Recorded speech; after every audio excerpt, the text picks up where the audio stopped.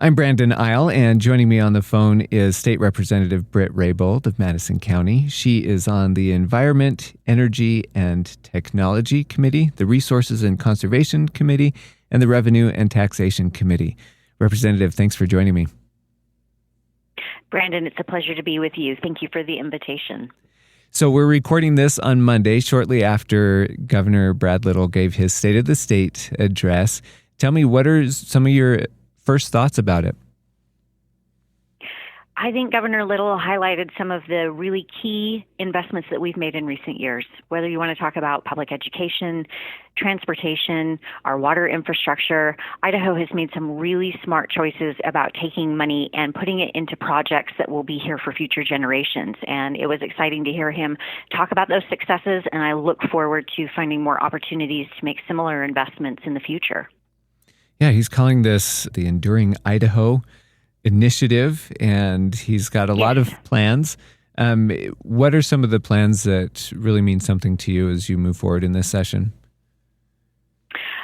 So he was talking in terms about protecting our public lands and making sure that all Idahoans continue to have access, and that we continue to be in a place where we not only maintain that access, but we ensure that it's available for future generations. And I'm working with some of my colleagues on legislation that will hopefully do that, that when the time comes, be it 10 years from now or 100 years from now, we'll still be able to look around our state and not only have access to those public lands, but they'll be in as good, if not better shape than they are today.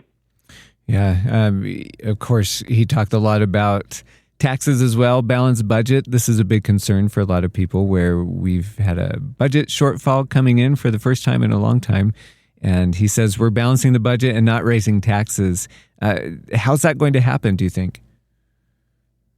Well, the governor had already announced that they were doing 3% holdbacks for all agencies except for K through 12 education.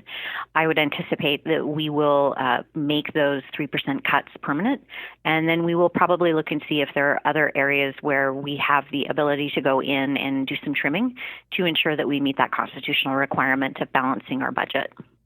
Yeah, you're on the Revenue and Taxation Committee, which this is right up your alley. I know a big part of what people have been talking about is the One Big Beautiful Bill, and how do we conform to that? We've always done the tax code in lockstep with the federal tax code, but is that going to be different this year? I know there are a bunch of things that could cost Idaho quite a bit of money.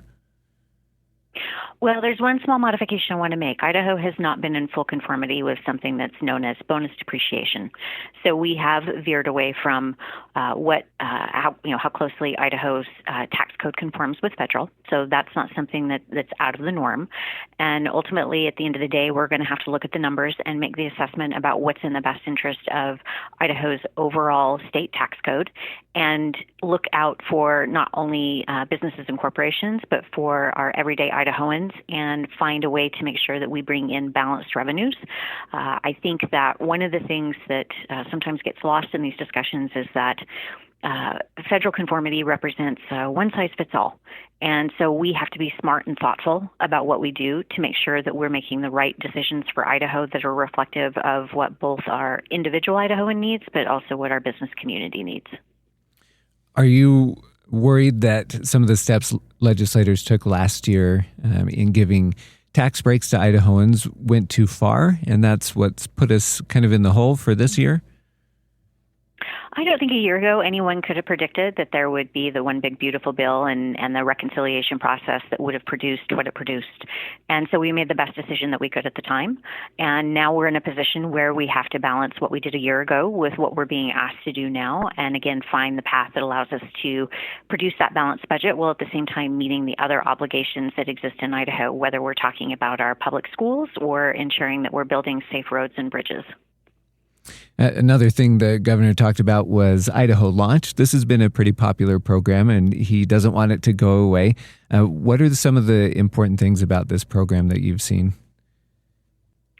I think where Idaho Lunch has really excelled is in providing access to post-high school graduation support for students who maybe weren't looking at doing the traditional go straight to college route. They wanted technical certification. They wanted a professional program that they could finish in 2 years or less. And I think Launch has provided that financial resource that students sometimes didn't have in the traditional education finance community. I mean, if you're talking about a scholarship to a traditional college and some other sources of financing, those have been in place for a long time.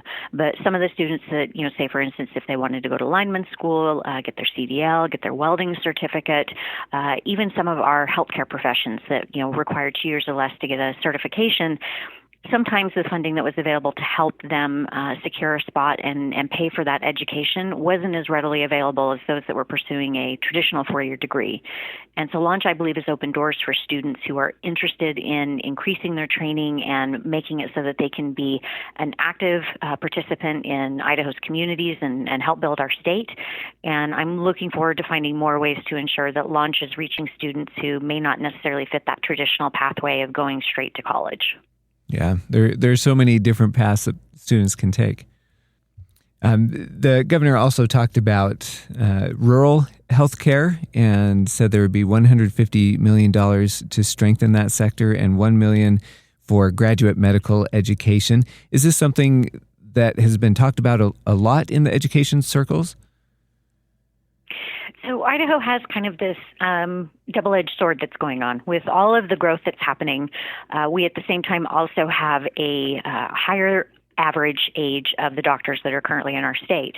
And so we've ended up in a scenario where on a per capita basis, Idaho doesn't necessarily have as many doctors per X number of Idahoans as some of the other states do. And so we need to play catch up.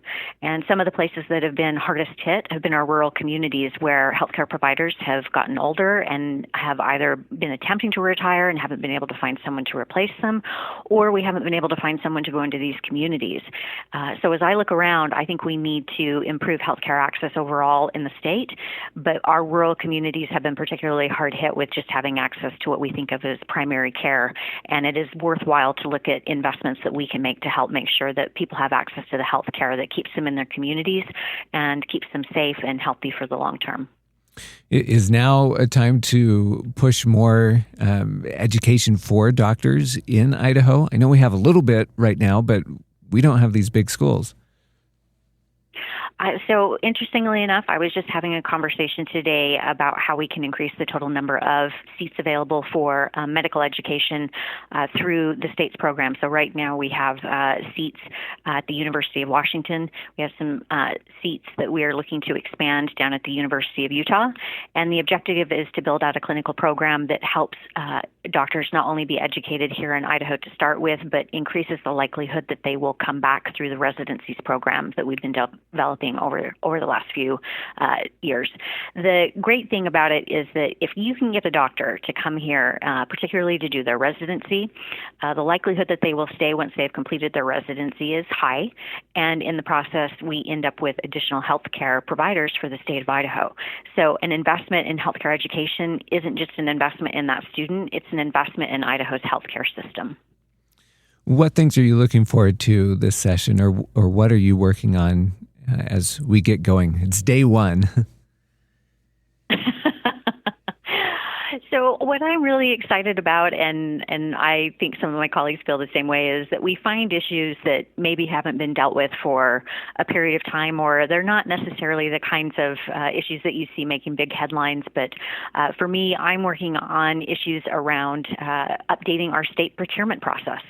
It sounds boring, but the state is out there, trying to do business, trying to have, contracts in place and ensuring that we are using taxpayer dollars efficiently. And so we need to make sure how we go out and procure those services matches both sort of the standards for what we expect with the kinds of technology and different requirements that we have as a state, while at the same time providing transparency and accountability. It's things like that where you look around and you realize the state has done things a certain way for a period of time, and you reach a point where things have changed enough that you need to go in and look at how we have had those things to be required in the past, and you look for opportunities to improve them. And so, going in, state procurement doesn't sound exciting, but man, I think it could sure be helpful.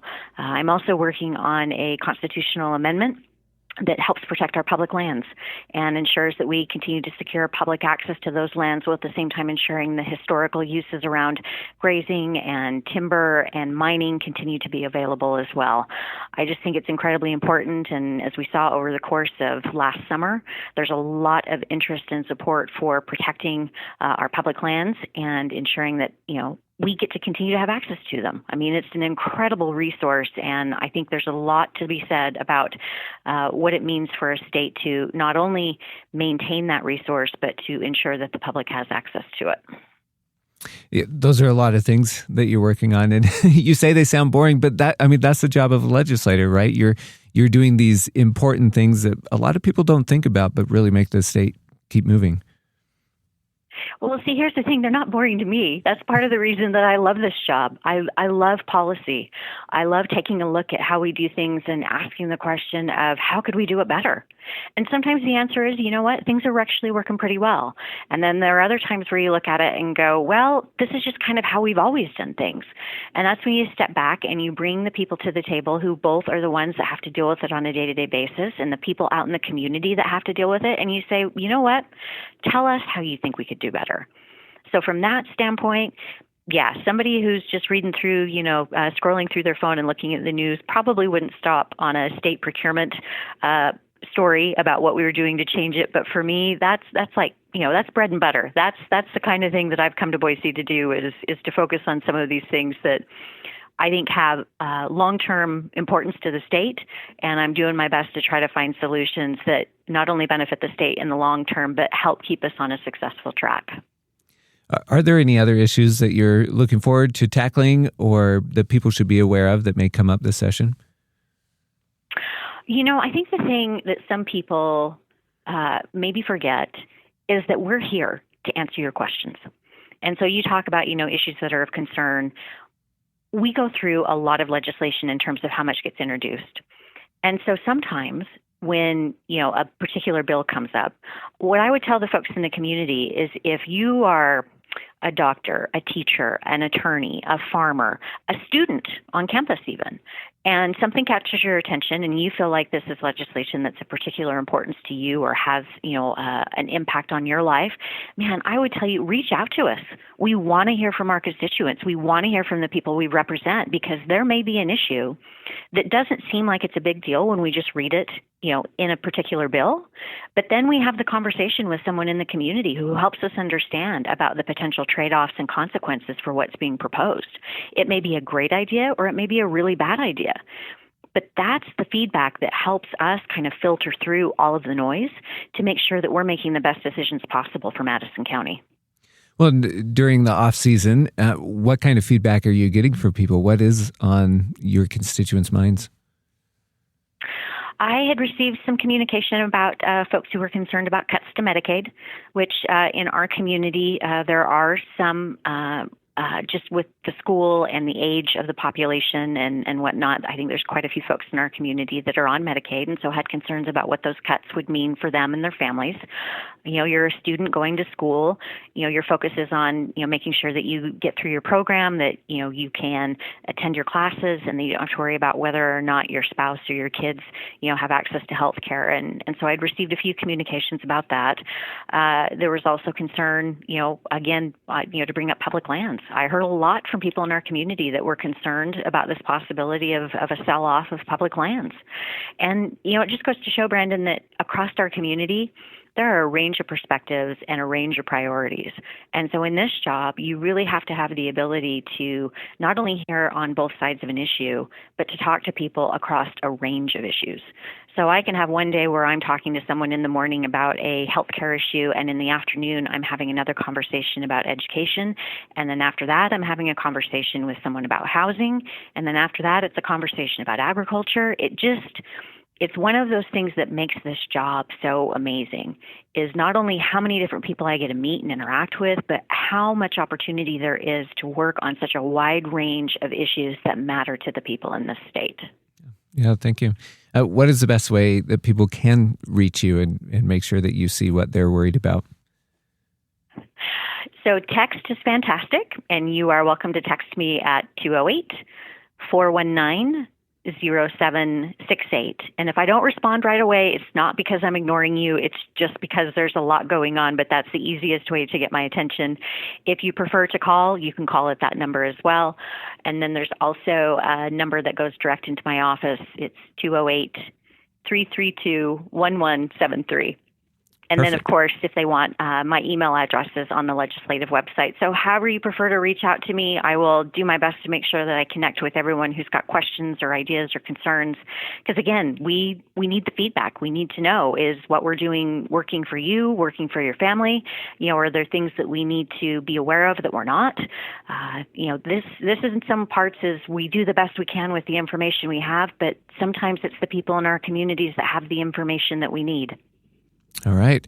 Representative Britt Raybould, thank you so much for spending some time with me. And here we go, off to the races. The session's here. It was a pleasure, Brandon. Thank you so much.